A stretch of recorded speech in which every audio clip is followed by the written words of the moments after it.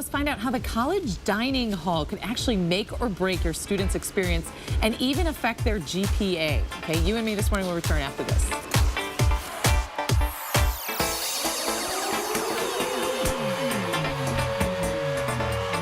Now, if you go on a college tour with your child, you usually look for, their dorms, the library, maybe even look at the new pool or the rec center. But times are changing, and colleges now put a really big emphasis, believe it or not, on the dining halls.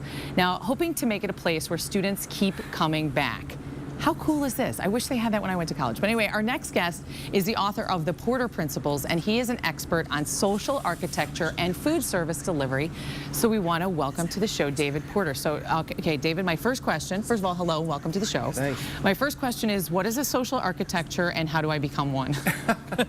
This, I think, is, you have definitely got something here. Right, well, social architecture, well, let's put it this way. My job is to come to a college and university campus and create a successful dining program. And when I can organize dining, kind of using it the building blocks, using the architecture metaphor, the building blocks to create a really compelling social transaction with the students.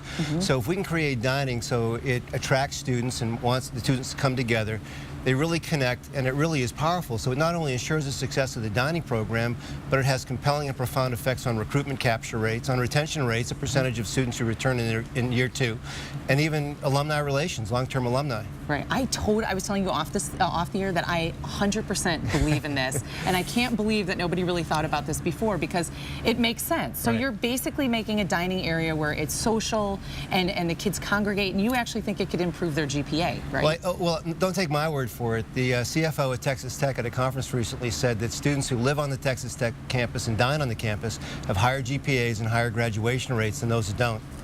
So what are some of the things that we're talking about? Because I know if we went to school way back when, you went to some place, they served you some sloppy Joe, you sat in just a bench or whatever. Right. But what are some of the cool things that we should be looking out for when we go to a college or university? Well, one of the cool things was that picture you showed at the beginning of the piece where we've got facilities now that look like 4-star hotels or cruise ships, and they're just beautiful. But the other thing to look for is the social energy, the hours of operation, when students can come. When we went to school, I call it the student clock. Students want to eat and dine at a different clock than you or me today, maybe. So we need to be open so it's not only attractive, but it's open for them to come together and connect. Right, and let's talk about, you're seeing these, it's unbelievable too, because my son goes to Tulane. I walk in there, it looks like a food court, at a major shopping center. There's also a difference too in the food that are being brought in as well, right? A lot of healthy choices, but there's also kind of the old standards, the favorites, but a lot of new healthy options as well. What I do on a college campus, I liken it to what Facebook has done. Nobody, I don't think, would give Facebook the credit for creating the need in you and me and the other 900 million Facebook users to socially connect to each other. But what they did do is they created a computer application using the internet to meet this need. Right. That's exactly what I do on college campuses with dining programs. When I can organize dining to meet that fundamental social need, Mother Teresa said that our hunger for love and affirmation is greater than our hunger for bread. And it's number 3 on Maslow's hierarchy of needs, to connect socially. So if we can kind of line up the planets and create that opportunity, food almost becomes secondary, although it's still central to the experience. I think this is really exciting in that this is something too that would affect the workplace, you would think, right? So are you noticing that dynamic also works, where we work? Absolutely. I've done work in business, well, I have a consulting firm, Porter Consulting, with about 12 team members. We do work all over the country. We've worked in corporate environments, hospital environments. Our niche is higher ed.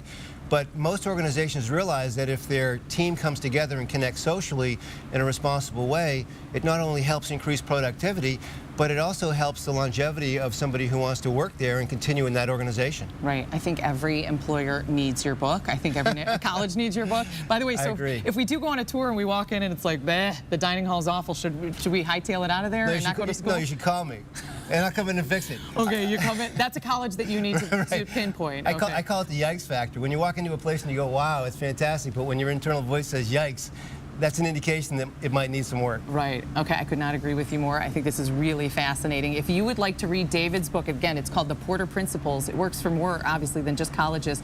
You can go to his website right there on your screen. Really cool. Great to have you here. Thanks so much for that. Melissa.